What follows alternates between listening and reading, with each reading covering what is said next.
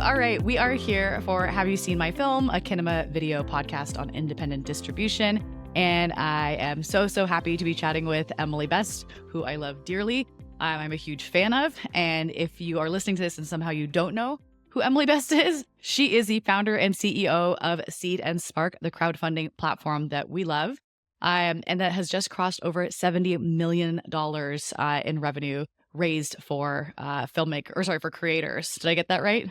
Yeah, 70 million raised for creators. It's incredible. And you guys have been around for almost 9 years, 10 years? 12 years. 12 years. Yeah. We're getting old. I know. It's funny that you said that, like, people should know who I am. I had a very odd experience the other day of going to dinner with a group of people I hadn't met before. And the first person I introduced myself to, he said, Emily Best, like the tweet. And I made a viral tweet in 2018 about my last name that just, like, apparently everybody loves, and it's gone around the internet 4 million times. And I thought, boy, all the work that I've done to try to elevate voices in cinema, and I'm just going to be remembered for one viral tweet. Okay, first of all, many of us aspire to have any sort of virality. So even if it's a viral tweet. Second, it's a testament to your technical prowess that you go viral on a social platform and your ability to storytell. So it does encapsulate many of the great things about you. Wow. So we'll lead into that. I got to keep you around more often. You really make me feel good about myself.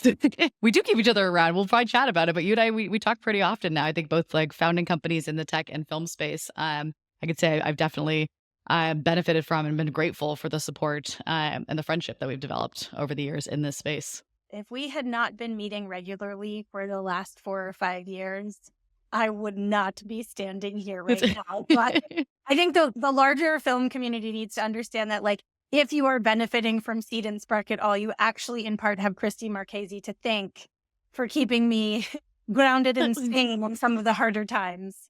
Oh, well, likewise. I mean, Kinema is, but Seed&Spark, we'll dive into it a little bit, but you guys had a spark element. To me, Seed&Spark was Seed investing in the films or in these creator ideas. And the spark was partially getting it out there in the world, allowing people to watch it. So you had a distribution component, or was at least important to your model and where you were coming from. Is that right? Yeah.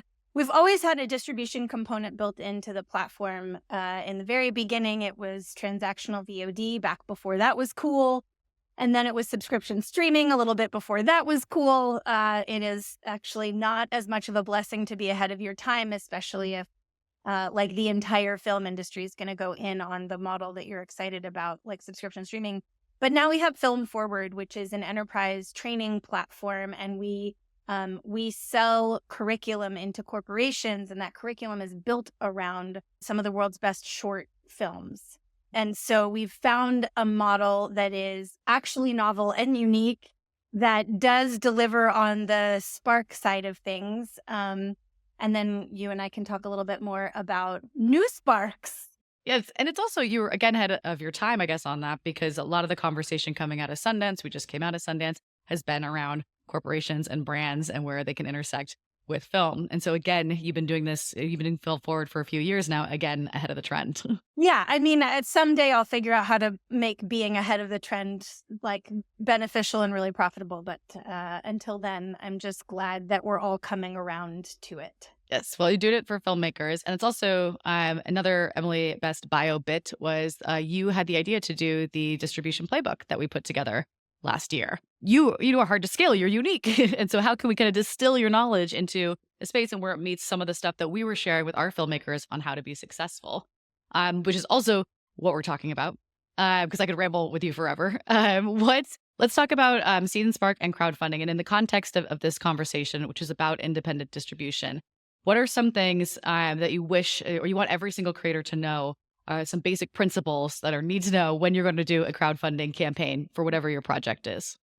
Yeah. I mean, the number one thing I tell all creators is that crowdfunding is a little bit like going to shoot your film. It's a little bit like production in that you win or lose in the prep, right? So a great crowdfunding campaign is simply the execution of a really, really, really great prepared strategy. And why should you care to put in all the effort for that prepared strategy? Well, it's because the real benefit or upside of crowdfunding has much less to do with the dollars that you get to make your project and a lot more to do with the relationship that you're building with your audience that can benefit you at distribution, right? So the truth is, like, we are really good at helping creators get their work made. And that's like shouting into the wind unless you have a plan for how to get the work seen.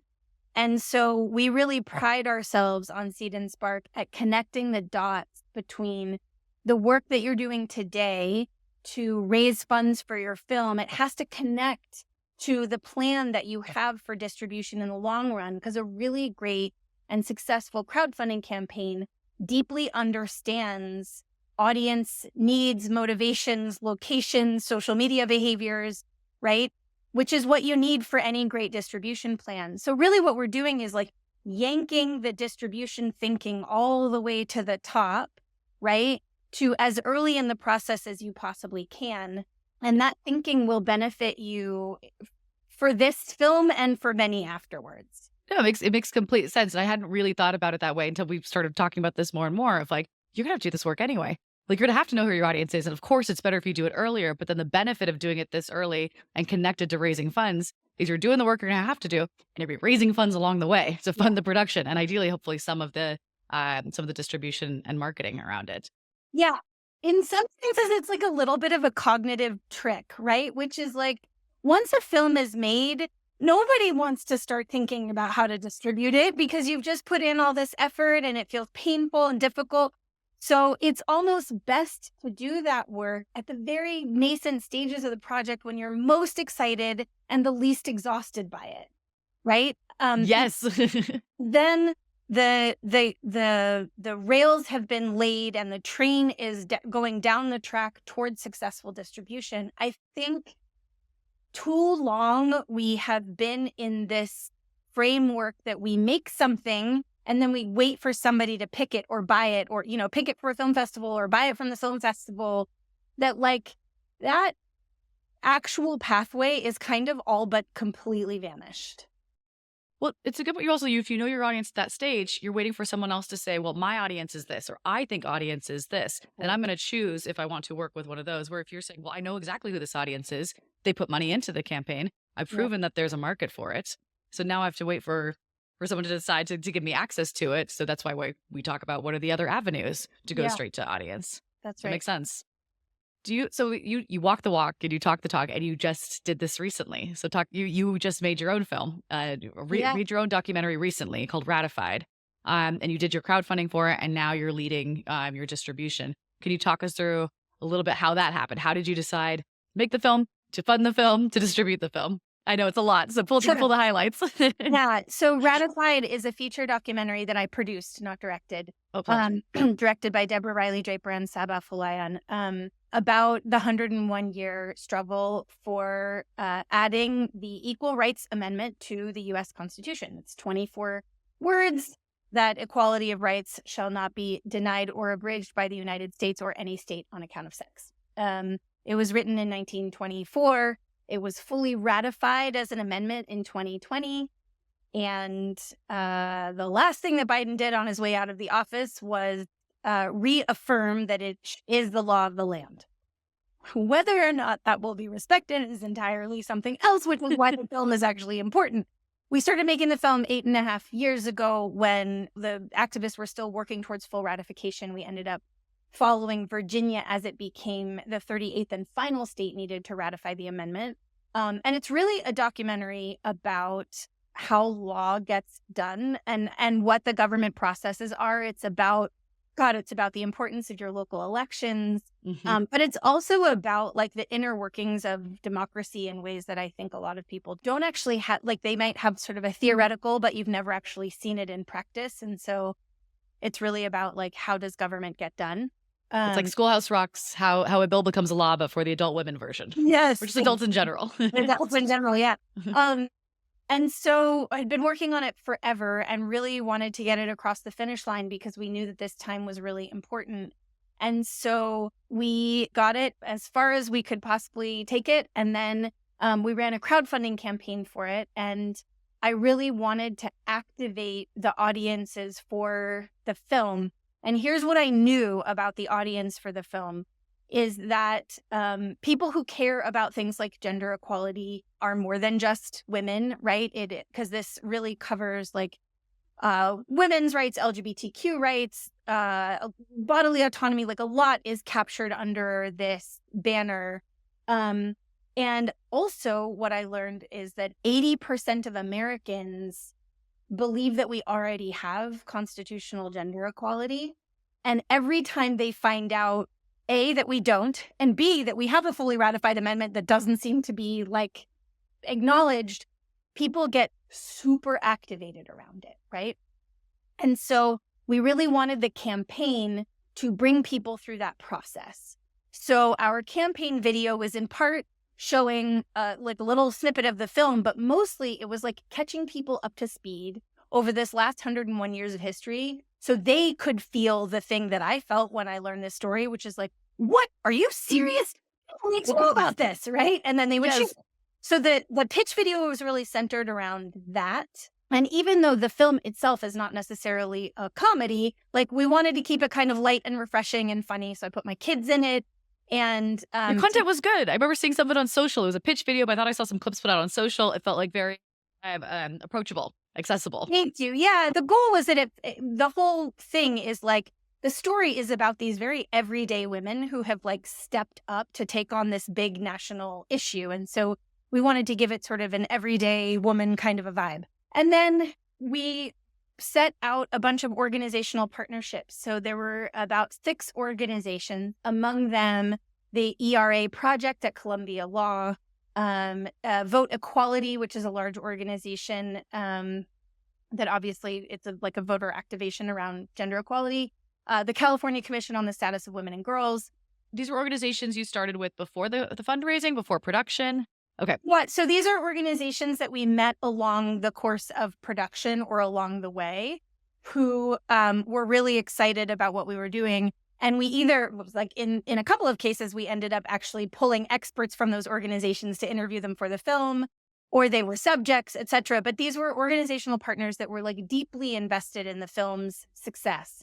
And weeks before I launched the campaign, I was organizing biweekly community calls with them make sure that the crowdfunding campaign was very cognizant of the messaging that they were trying to put out there and of any events coming up that we could like incorporate into the campaign.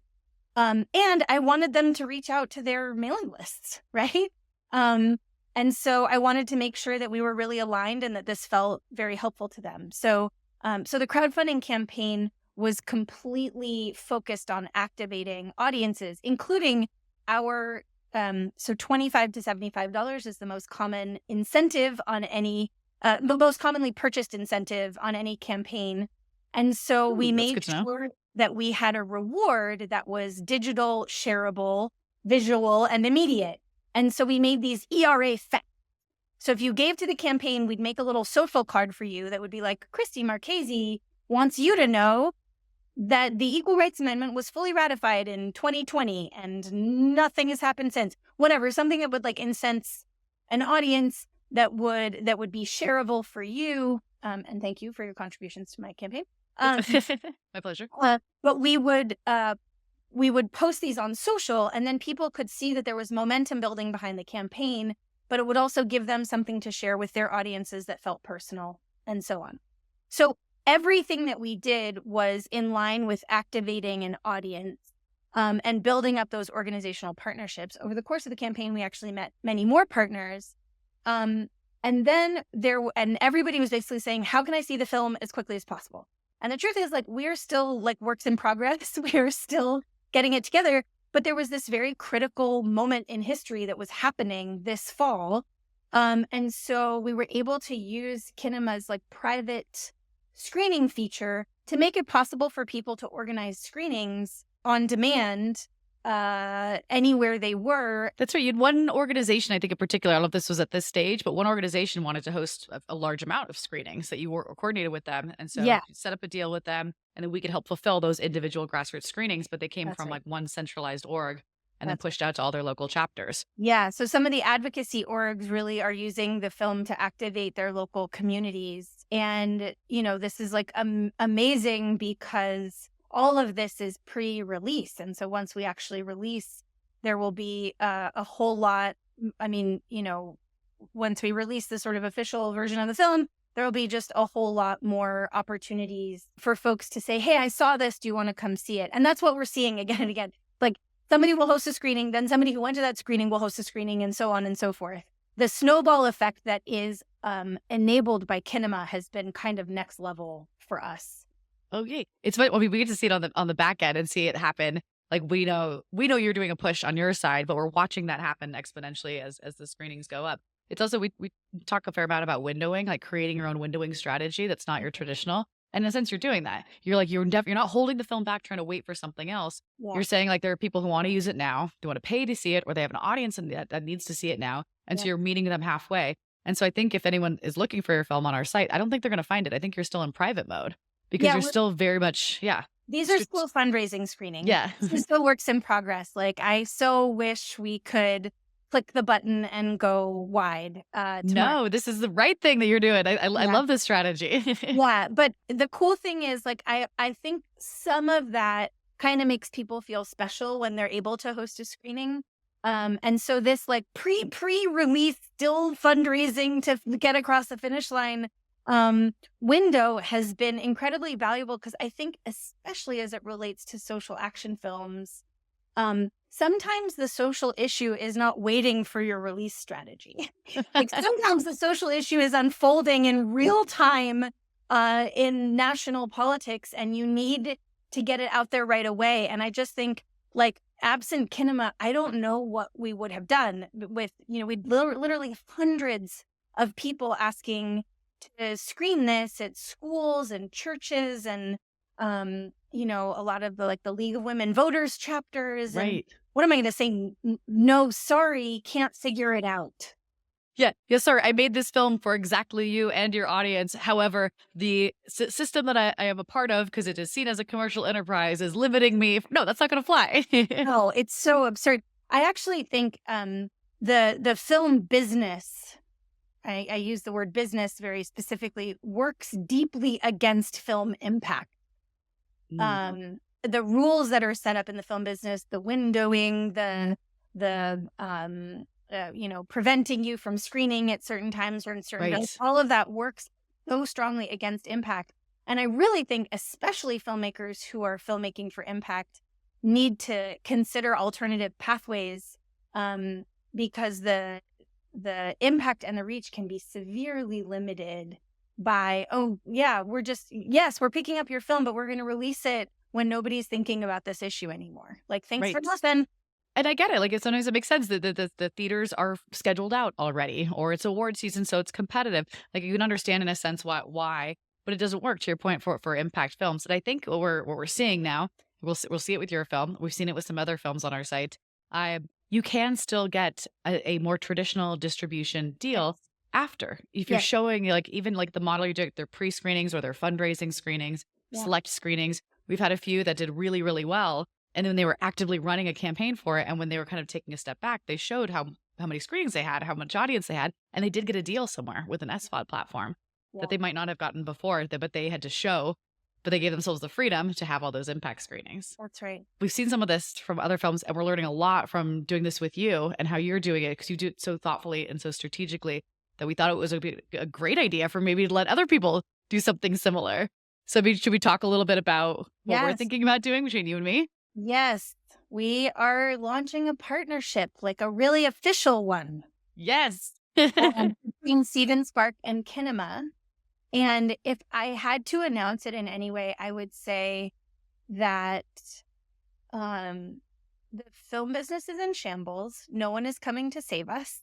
And we need new infrastructure that allows motion picture creators, that is features, shorts, series, television, whatever that means anymore, to build their own pathways that they can actually meaningfully monetize going forward. And I will say that for many, many years, Seed and Spark was trying to figure out the community distribution model that befit our community fundraising model. And we did. It's called Kinema. I also just don't think there is another platform out there that can effectively serve the community desires of independent filmmakers when it comes to distribution. Because yes, you want it to be able to be available TVOD, but you also want to have events and talkbacks and in-person screenings and on-the-ground screenings. So this is really about using the infrastructure that Seed and Spark has built and the infrastructure that Kinema's built and make it easier to leverage what we're doing to pass right through to successful distribution. No, I think, yes, I'm so excited about it. And you nail it. I didn't come from the distribution space when we started building this. I came from the impact space. So we were running screening tours at Picture Motion. It was around community, or it was with nonprofit organizations, or it was with intent and purpose. And so as I started to move more and Kinema became more of like a distribution platform outside of just impact films, you have such an insane wealth of knowledge on distribution. Because even though like your platform and your primary, I guess, mode of business is it's a production and fundraising side of it, you have to know the distribution piece. You have to know a budget to know what you're going to sell it for. You have to know your audience in order to raise that money. It just lends itself so well to distribute, to being an expert in distribution, and as well as the production and crowdfunding side. And your YouTube page has such a wealth of knowledge that I've learned from as you're getting more into distribution. I think when we look for what works great, we are a for-profit business. I think we do believe in some level of capitalism, not uncontrolled, but we do want to be successful. And so we look at what is successful for us, and it's helping provide education and training and case studies and all these things that you do really well, including using Ratified as a case study. But also working with filmmakers who are very entrepreneurial, and you have that at Seed and Spark. And so what we want to do is provide through this partnership a better way to help them transition over, or provide additional resources, direct access, and a whole list of other things we're working on together to make it easier for Seed and Spark creators to be successful in their distribution as they were on their campaign. Yeah. And what that will look like is as Seed and Spark filmmakers unlock audience rewards throughout their campaign, as they grow their audiences, they will get discounts, if not free accounts on Kinema to host their films. And what I did on Ratified, and what we're making much easier through this partnership, is I actually offered as incentives for my campaign the ability for people to either screen the film on Kinema or to host screenings on Kinema. And that's part of what really set off this snowball effect. Yeah, actually, I know we have a project we're working on. We did a little bit of this for Ratified, another one we're working on that we can't probably share yet. But how are people using Seed and Spark for just production, or can you talk about campaigns that are also for marketing and distribution? Yeah, I mean, look, the most successful campaigns, especially for feature films, tend to be for after the film is finished. And so those tend to be festival and distribution campaigns, impact campaigns. Those are the ones where they're really focused on activating the audience, and using Seed and Spark is actually a really successful way to engage people, because then you can deliver a reward quickly, right? So a lot of crowdfunding sort of relies on starting a relationship with your audience. It says, I'm going to make this film, and then I'm going to gather the money, and then it might take me 6, 9, 12 months to actually make the film.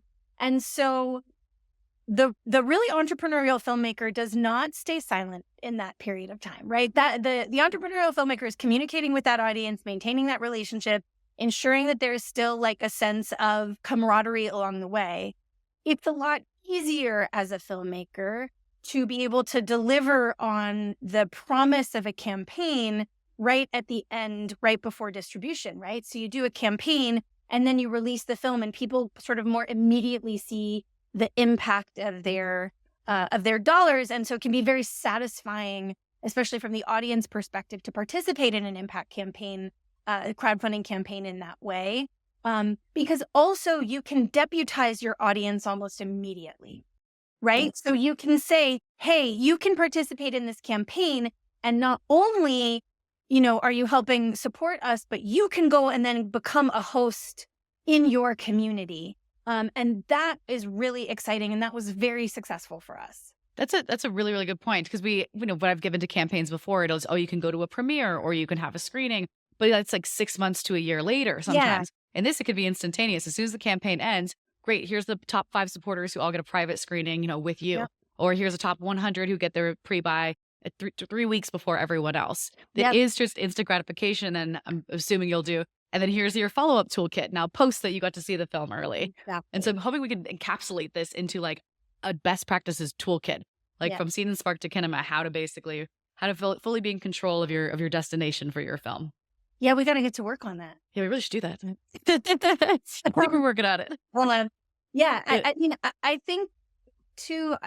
If who's watching this are filmmakers, they're already going to be the entrepreneurial filmmakers. Otherwise, they wouldn't be, listening/watching here. I really think that the tools are available now to get to decide how it goes rather than wait and see how it goes. And given that like all of our national institutions may be crumbling faster than we can possibly imagine, it's artists who rebuild infrastructure, right? I mean, you can look at any community that's been turned around, right? That like lost everything post-industrial revolution when manufacturing went away and the towns, fell apart, and then they revitalized. It all came because artists moved in and made places to work and places to be and places to love. And so I would say that right now in this time, that's what we're doing with all of our storytelling, is we're revitalizing the cultural consciousness because we need it. We do. I think there's also another level of the stories that can get told outside the system. If we're starting to restrict what gets put into a library or what gets put on the news, or who gets to tell a story, it's going to have to be up to the artists outside the system to hold up those stories and those histories. So the piece that I think is really vital about what Kinema is doing, that I think is one of the most important things to be happening in the independent space, is that prior to a platform like Kinema, an entrepreneurial filmmaker who really understood their audience might build a really cool distribution strategy that had all sorts of screening hosts and partner organizations. And then when that film distribution plan was over, it would all sort of dissipate and go away. And Kinema allows that infrastructure to be preserved. And that's what's really important to me about getting filmmakers to be using this pipeline, because the more people who are using Kinema to preserve that infrastructure, the more infrastructure is available for everyone else. And it is a really pro-social opportunity for us to build the infrastructure of, theaters and schools and churches and the screening hosts who want to invite people into those spaces, as the larger institutions may be less able to host the kinds of films and conversations that we're talking about. No, you get it. This is why I love working with you. That was the idea. I think you even gave me the term like field building. I was like, oh, that is in a sense what we're trying to do. It did start from, if we were to work on a campaign and we didn't work on another campaign on that topic, those contexts would kind of dissipate and die. We're trying to create a system where those contexts stay alive and we repitch them new films. We're trying to get better at it. We don't want to be another gatekeeper. We found that there's some rules, like not every, screening host wants to be contacted by every filmmaker. So we're trying to find a system of how do we promote, but also give access. So we're working on it, but we do it in collaboration with a filmmaker. So how do we, as someone who has a film on the platform that has brought in some great organizations hosting screenings, you're contributing to that. And we want to bring in other films that support women's rights to those screening hosts. But also, we would listen to you and say, what's a way that makes you feel safe? Or how does that make you feel as a filmmaker so we do it correctly? I know that all the folks in my network want every tool available to raise up the issue of gender equality. And the more lenses there are on it, the more films there are, the more screening tools, the more they can galvanize people, the better. And they discovered, a lot of these organizations had never used film as a tool, or they used a really wonderful film called Equal Means Equal, that was made about the ERA like 8 or 9 years ago. Oh, wow. And so they had hosted screenings around that, but then it was like, well, I can't get the same group of people together on the same film. So now we have another film to offer them. And so I actually think, especially as it relates to the activism space, but also just like community spaces in general that are looking for ways to gather people. It's just such a wonderful tool, and you can find things that you would just never otherwise think about or learn about. Yeah. Yeah, that's true. Is it someone else is doing the curation to bring in people? So like, I chose this film, or here's the conversation I want to have. Hopefully, I know we talk about the loneliness epidemic a lot, so it's a term that's overused, but there is a problem. Like we aren't talking to each other. There's a great podcast you should listen to. Derek Thompson did a whole bit recently. I'll send it around or put it in the notes about talking to strangers, or just like being in community with people, or just trying to be less isolated. I feel like that's what we're both trying to do with Film at that center. How do we bring people together to watch, but have something to talk about and actually talk to each other, even if it's hard or we disagree? Yeah, I mean, I just know from the filmmaker side, and the reason that we launched Film Forward in the first place was because filmmakers were distraught that the tools that are available to them, like social media or streaming, they all have the same big tech mentality, which is that we're going to have like a massive content, and then we're going to deliver it via algorithm directly to these little micro communities. And what our filmmakers came back and they were like, sounded great in the beginning, except now, no matter what I do, I'm just delivered by an algorithm, like a little heat-seeking missile, to people who already look like me and already think like me. And that's not why I make work. I'm trying to make work get outside the bubble, not reinforce the echo chamber. And given the way that the social platforms are being governed at this point, that's only going to get worse.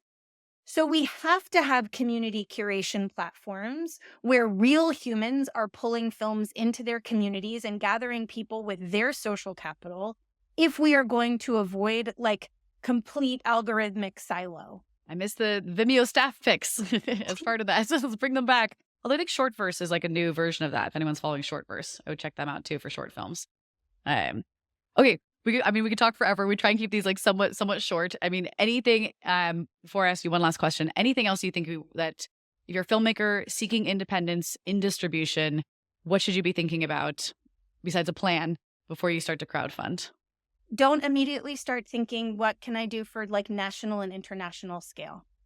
Like your local community, or whether that's like an internet community that you're very into, or a physical community that you're very into, or embedded in, you can start there. You can start with your local film society, your local film festival, your local independent theater, your church, like your school's gymnasium. Like you can start with very locally and with very local partners, and learn from there. Like it doesn't have to be Hollywood scale tomorrow, because it's an unreasonable expectation to set for yourself.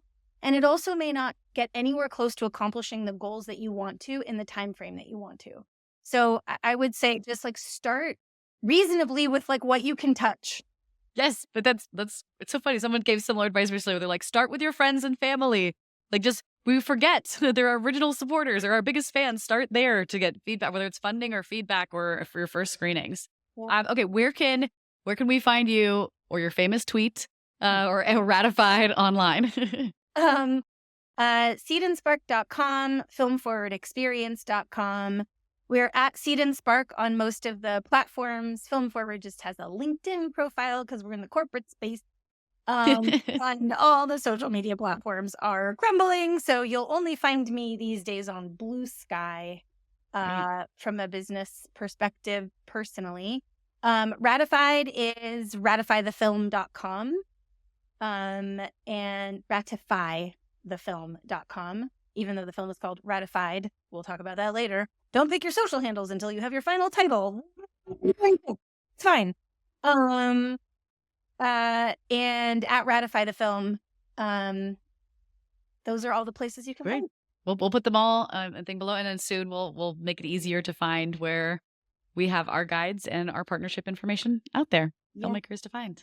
Cool. Thanks, Christy. Thank you, Emily. I thank you so much. Thank you for being a partner and an ally in this space and keeping me sane. Same. All right, thank you. And that's our episode. Thank you to our special guest, our producer and editor, Ron Pissarro, and you, the filmmakers, creators, marketers, and distributors that are dedicated to connecting audiences with great films.